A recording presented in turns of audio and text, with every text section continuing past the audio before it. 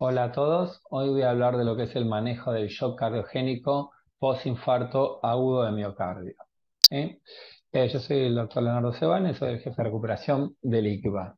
Bueno, como sabemos, el infarto, cuando uno tiene un daño miocárdico, hay una disfunción ventricular sistólica. Esto genera una, digamos, caída del gasto cardíaco con hipotensión y una gran isquemia, pero a la vez no tenemos que olvidarnos que hay una falla diastólica con edema agudo de pulmón y mayor isquemia, que todo esto lleva a una disfunción cardíaca progresiva sumada a una inflamación sistémica con mayor hipotensión, más isquemia y que puede llevar finalmente a la muerte del paciente.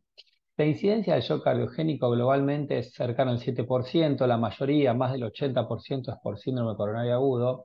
En el infarto, la incidencia es entre el 7 y el 9%, siendo mayor, lógicamente, en el infarto con elevación del ST, y la mortalidad continúa siendo elevada, cercana al 50-60%, aún con los distintos, digamos, cambios que hay, tecnologías, asistencias, no pudimos, digamos, disminuir este porcentaje, esta mortalidad elevada a lo largo de los últimos años.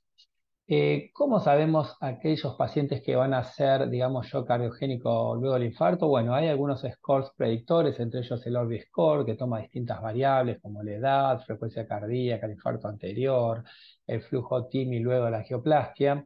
Y de esta manera, como podemos ver en el gráfico, vamos a categorizarlo de bajo, intermedio o alto riesgo. Cuando uno tiene un score, digamos, menor a 7, uno dice que tiene bajo riesgo, mientras que el score más de 13 nos hablaría de un alto riesgo de shock cardiogénico en la internación.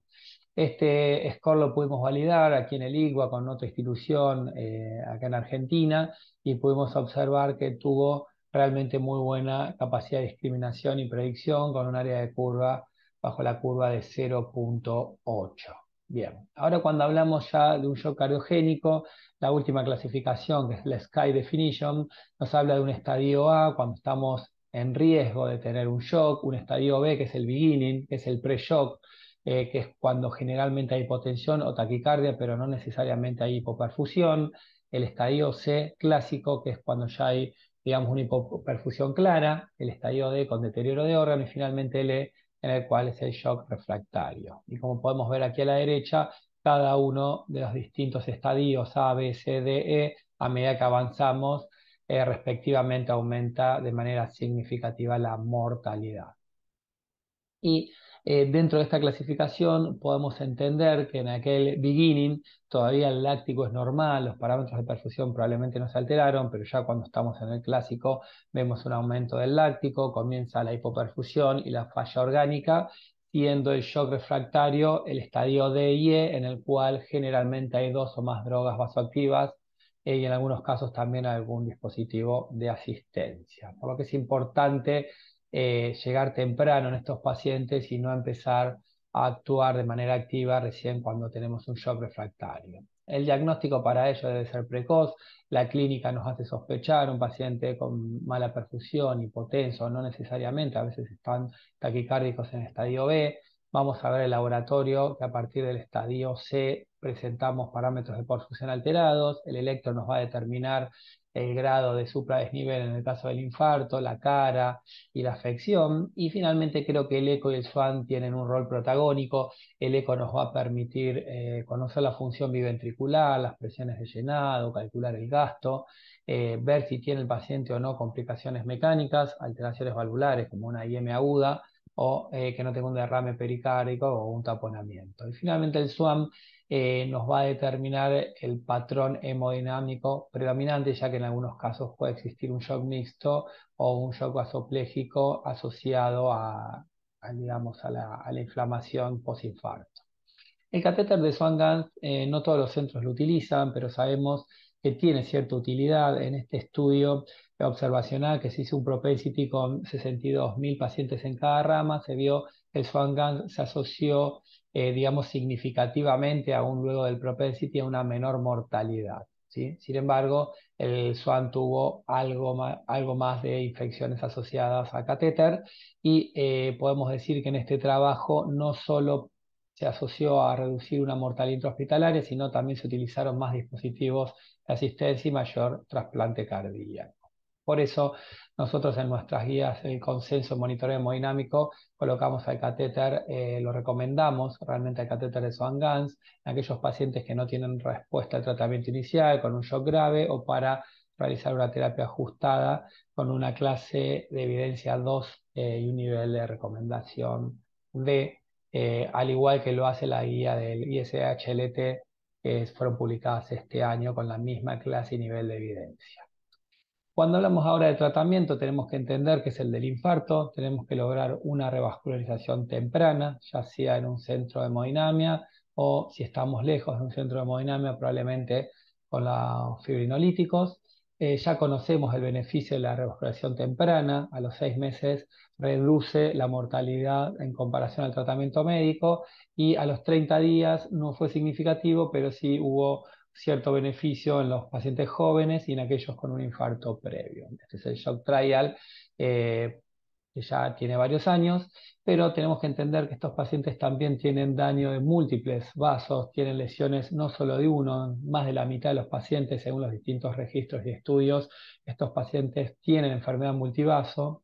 ¿Y qué tenemos que hacer en esos casos? Bueno, el Pulmonary Shock nos demostró que si tratamos de revascularizar todos los vasos en el mismo procedimiento en relación a tratar solo la arteria responsable, se asoció a mayor mortalidad y mayor, digamos, falla renal o requerimiento de diálisis. Es decir, no parece ser beneficioso, sino todo lo contrario, realizar en un solo estadio la revascularización de todos los vasos. Sin embargo, aquellos que solo tratamos la lesión responsable tuvieron en el seguimiento mayor tasa de revascularización y acá se puede ver cómo el seguimiento al año fue estadísticamente significativa en aquellos que solo tratamos la lesión del vaso culpable. Por eso creo que no todas las lesiones son iguales, tenemos que entender y evaluar el impacto en riesgo-beneficio de cada lesión, como podemos ver en el primer Kaplan-Meier, aquellos que tienen una lesión en el tronco o en la, digamos, descendente anterior proximal tienen mayor mortalidad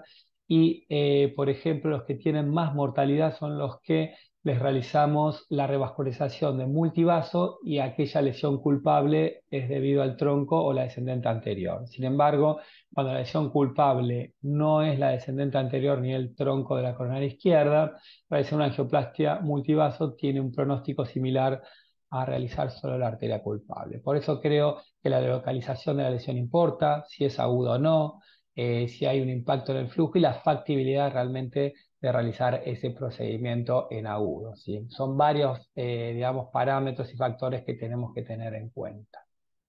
Entonces, ¿qué dicen las guías? Respecto al vaso responsable de todos los vasos, bueno, digamos, las guías españolas que fueron pre-Culprit Shock nos hablan de que podría considerarse, pero finalmente las guías americanas del año pasado no recomiendan realizarlo de rutina, ya que se asocia a mayor riesgo de mortalidad y falla renal.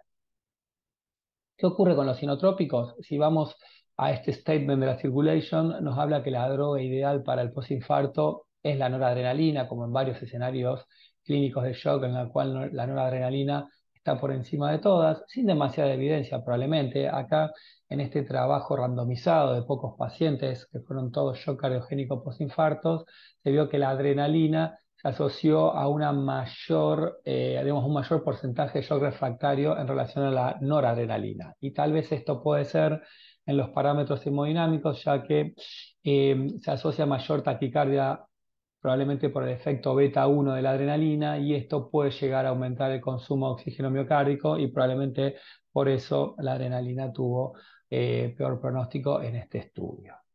Y el balón, bueno, el balón de contrapulsación, según el Shock 2, no hubo una diferencia en la mortalidad, utilizarlo o no en relación al control, pero no tuvo mayores complicaciones y puede haber un grupo en el cual puede beneficiarse, como son aquellos que no tuvieron un infarto previo o en los pacientes jóvenes en el cual el análisis subgrupo parece tener cierto beneficio. En realidad este estudio tiene varios sesgos, por ejemplo, en más del 80, casi el 90% de los pacientes, el balón se utilizó después de la angioplastia, cuando el beneficio probablemente sea cuando está isquémico previo. Hubo un 10% crossing over, esto pudo haber limitado los resultados del estudio y no hubo un seguimiento más allá de los 30 días. Probablemente, como en el Shock 1, La diferencia era recién a los 6 meses y no a los 30 días, pero esto, bueno, son algunas, me parece, de las limitaciones del estudio.